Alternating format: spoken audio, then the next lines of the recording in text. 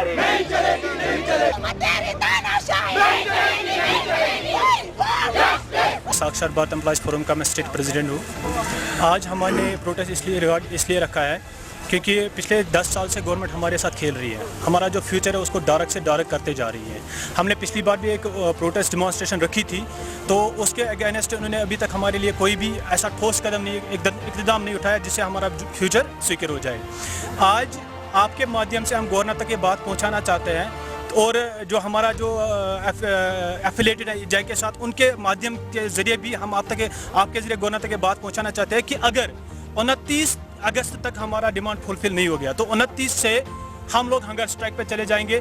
और वो कहाँ तक जाएगी, वो कितनी देर तक जाएगी, और उसमें जितने भी कॉन्सिक्वेंसेस है वो सीधे गवर्नमेंट को भुगतना पड़ेगा। 10 साल से हम लोग काम करते आ रहे हैं और हमारा महाना जो तनख्वाह वो 2000 है और मोस्टली पीजी बीएड एमफिल लड़के इसमें काम करते हैं। हमारी छोटी सी डिमांड है इनकी कि हमारे लिए भी एक एसआरओ बनाया जाए ताकि हमारा जो फैमिली है, हमारा जो जॉब है वो स्वीकार हो जाए, हम लोग सड़कों पर ना आ जाए, हम भूखे ना मरे, या हमारे फैमिली जो बड़ी शिद्दत से शिकार हो रही है वो ना हो जाए।